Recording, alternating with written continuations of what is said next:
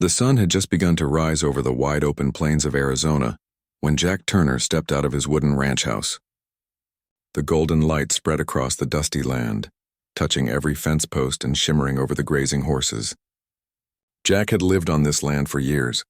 It was his pride, his hard-earned world. He built it piece by piece after his father passed away, and now it stood as one of the finest ranches in the county. But Jack wasn't a man of words. He was a man of quiet labor. Every morning he woke before dawn, made black coffee on the old iron stove, and went straight to work. The ranch was large, and keeping it running wasn't easy. He had a few men who came around during the week to help with the cattle, but after his last maid left suddenly, the house had turned into a dusty mess. He wasn't picky, but he needed help. So when a letter came from a young woman applying for the maid's job, he didn't think twice. Her name was Clara Woods, and she was new in town. She mentioned she had worked in small homes before but wanted something more stable. Jack didn't know much else about her, but her handwriting was neat, and her words were polite. That was enough for him. The day Clara arrived, the wind was strong.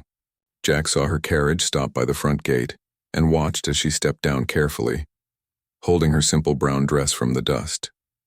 She looked young, maybe in her mid-20s, and carried herself with quiet confidence.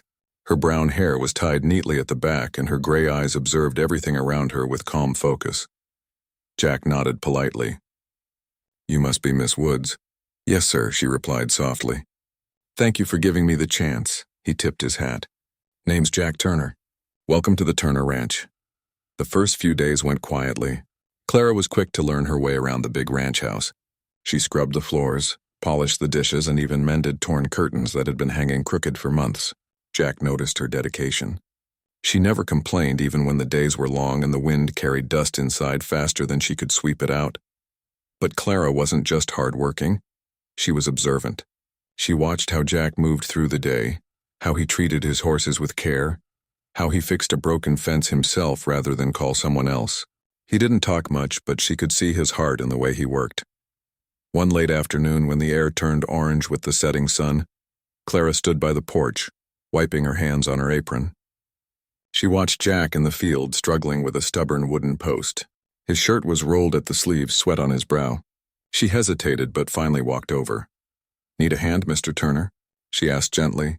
He looked up surprised. "This isn't exactly light work. I've done harder," she said, smiling a little. Jack chuckled quietly and stepped aside. "All right then. Hold it steady." Together they lifted the post, her smaller hands gripping tightly.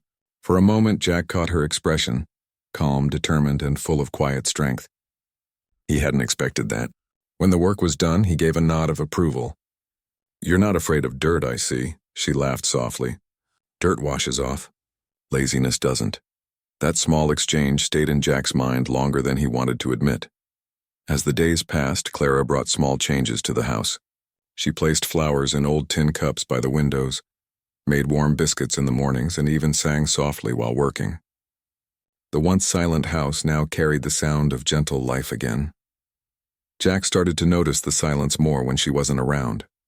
He'd find himself listening for her voice in the kitchen or the light footsteps in the hallway. It confused him. He hadn't realized how lonely his ranch had felt until she came. But there was something about Clara that Jack couldn't quite understand. She carried a small locket around her neck and touched it often when she thought no one was watching. Sometimes, late in the evening, he'd see her standing by the window staring out into the horizon, as if waiting for someone. One evening, after the day's work, Jack sat by the table fixing an old saddle strap. The door creaked open and Clara stepped in with folded laundry. She stopped suddenly, her eyes frozen at the sight before her. Jack wasn't just fixing the strap. He was carefully cleaning and repairing a tiny leather-covered book. It looked old and delicate, the kind someone would treasure. Clara's breath caught. "Is that—" she whispered before stopping herself. Jack looked up, confused by her sudden stillness. "You okay, Miss Woods?" She hesitated, her eyes on the book. "Where did you get that?" Jack frowned slightly. "This? Found it years ago near the old creek after a storm. Been trying to fix it up since." Clara's face turned pale. She stepped closer, her hands trembling a little. "This looks just like my brother's journal." He went missing near a creek 3 years ago. The room went silent except for the ticking clock on the wall. Jack stared at her, unsure what to say.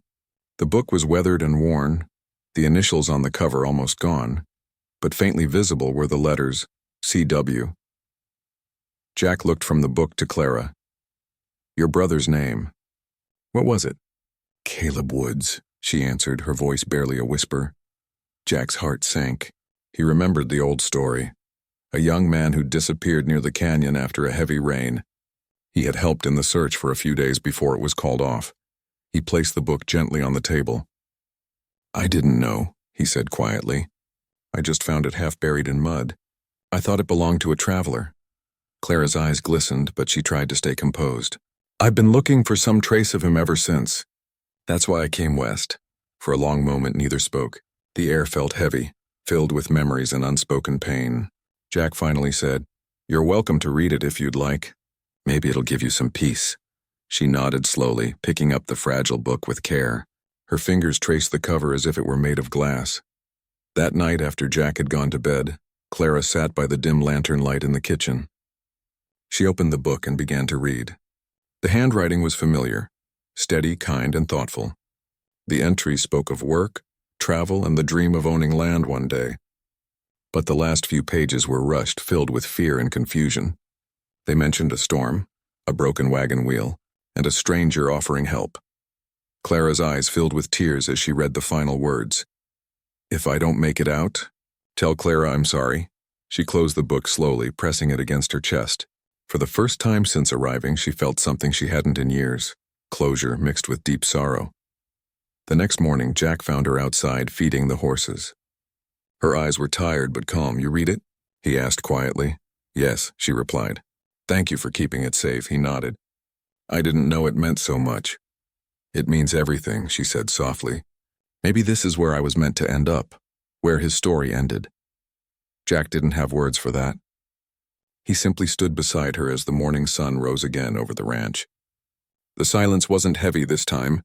It felt peaceful, but neither of them knew. The journal wasn't the only thing Caleb had left behind in that storm. Somewhere out there in the canyon, a secret still waited to be uncovered. And soon, Clara and Jack would find themselves drawn into it, whether they wanted to or not. The following days felt strangely quiet at the Turner Ranch. The morning sun still rose over the hills. The horses still kicked dust in the corral, and the smell of strong coffee still filled the kitchen each dawn. But something had changed between Jack and Clara. Since the night she read her brother's journal, Clara had grown thoughtful and quiet. She worked as she always did, but Jack could tell her mind was elsewhere. Sometimes he'd catch her staring at the canyon beyond the ranch, her eyes distant and searching. One morning, Jack found her on the porch with a map spread across her lap. The journal lay open beside her. "You're planning to go looking, aren't you?" he asked gently. She looked up. "I can't help it. The last page talks about a small cave near a waterfall. If I can find it, maybe I'll find something more, something that explains what really happened." Jack rubbed the back of his neck, thinking, "That canyon's not safe alone. You'll get lost before you even reach the ridge." "I'll be careful," she said quietly. He shook his head. "No. If you're going, I'm going with you." Clara looked at him in surprise. "You don't have to, Mr. Turner. This is my family matter." Jack met her gaze. "Maybe, but your brother's journal ended up in my hands for a reason. We'll find out the rest, together." And that's how, 2 days later, the two of them set out before sunrise with Jack's horse pulling a small wagon. They carried food, water, rope, lanterns, and the journal. The land stretched wide and wild before them, painted gold by the morning light. As they traveled, the silence between them began to fill with quiet conversation. Clara spoke of her childhood, how her brother used to draw maps and dream of heading west to make a better life. Jack listened closely, admiring her courage. By late afternoon, they reached the old creek bed. The water still trickled weakly through the rocks, and the tall cliffs rose high above them. Jack pulled the reins and stopped the wagon. "This looks like the place." Clara climbed down, holding the journal open. "It says the cave is east of the creek behind a broken tree." They searched for nearly an hour, walking through bushes and climbing over stones. Then Clara spotted something, a fallen oak tree leaning across a patch of grass. Behind it, half hidden by vines, was a narrow opening in the rock. "Jack," she whispered. "There." He followed her gaze, then nodded. "Stay close." The cave was cool and damp. Their lanterns flickered against the stone walls. The deeper they went, the quieter it became, until they could hear only their own footsteps. Clara's heart beat fast. Every corner they turned felt like stepping into the past. Near the end of the tunnel, Jack noticed something odd. There was an old wooden box covered in dust sitting beside a pile of rocks. He knelt down and brushed it off. The lock had rusted away long ago. He opened it carefully. Inside were a few old papers, a small silver watch, and a folded letter sealed with wax. Clara gasped when she saw the watch. "That's his," she said softly. "It was my father's. Caleb always carried it." Jack handed her the letter. "Go ahead. Read it." Her hands trembled as she broke the seal. The handwriting was her brother's. The message was short but full of emotion. "If someone finds this, please tell Clara I didn't leave by choice. A man offered me help that night, said he'd guide me to safety, but he wasn't who he said he was. If you're reading this, be careful. He wanted more than money. He wanted the land papers. I hid them near the big oak by the ranch road. Don't let him get them." Clara's eyes widened. "Land papers? What is he talking about?" Jack frowned deeply. "I think your brother was tricked. Someone must have wanted to steal his property rights." They looked at each other, realizing the same thing. The man her brother mentioned could still be nearby, maybe even connected to the ranch lands today. As they packed up the box, Jack's lantern flickered. He turned quickly and froze. A shadow moved at the cave's entrance. "Who's there?" he called. A tall man stepped forward, his face half hidden by his hat. "Didn't expect company here, Turner," he said in a slow, rough voice. Jack recognized him instantly. Earl Benton, a local land dealer with a bad reputation. He'd been trying to buy Jack's ranch for months, claiming the property line wasn't right. "What are you doing here, Benton?" Jack asked, keeping his voice calm. Earl smirked. "Same as you, I reckon. Looking for something that doesn't belong to you." Clara stepped back, clutching the letter to her chest. Jack moved slightly in front of her. "You stay where you are," he said firmly. But Earl took a step closer. "You found the box, didn't you? Hand it over and I'll forget I saw you here." Jack's hand tightened on the lantern. "This box doesn't belong to you. It's her brother's." Earl's eyes narrowed. "That boy owed me. He promised land in exchange for help. Then he disappeared.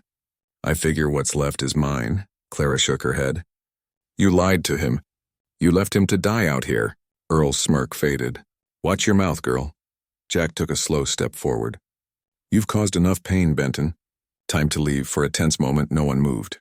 Then Earl saw something in Jack's expression that made him hesitate. He cursed under his breath, turned sharply, and walked out of the cave. When his footsteps faded, Clara let out a shaky breath. "He's not going to stop, is he?" Jack sighed. "Probably not. But now we know the truth, and we've got proof." They took the box and led her back to the ranch. The next few days were busy.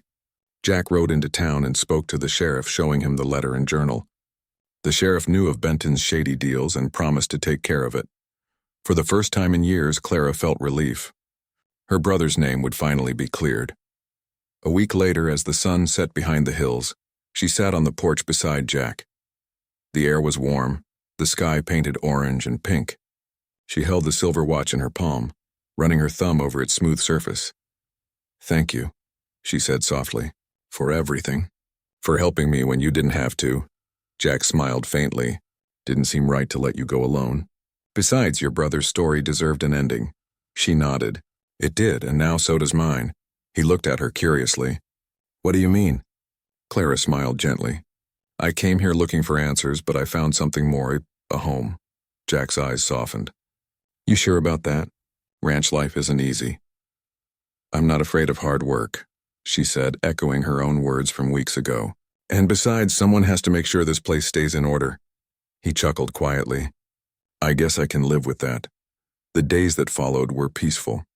The sheriff arrested Benton after finding stolen land papers in his office, and the townsfolk finally spoke Caleb's name with respect. Clara continued to work at the ranch, but now it wasn't just a job. It was where her heart had found rest. Sometimes, in the evenings, Jack would see her sitting on the porch, reading the journal by lamplight. She no longer looked lost. Instead, she looked at peace, surrounded by the land her brother once dreamed of. One night, as the wind swept gently across the fields, Clara looked at Jack and smiled. "Funny how life works. I thought I came here to find the past, but maybe it brought me here to find my future. Jack looked at the horizon where the stars were beginning to shine. Maybe the West still has a way of bringing lost souls home, he said quietly. Clara nodded, her eyes warm. Then I guess I'm home. The wind rustled the grass and the sound of horses echoed softly in the distance. The Turner Ranch, once silent and lonely, now felt alive again, filled with laughter, light, and the quiet peace that comes when two hearts finally find where they belong. And under that wide western sky, the story of Clara Woods and Jack Turner became just another legend whispered by the wind, a tale of loss, hope, and the healing power of finding the truth.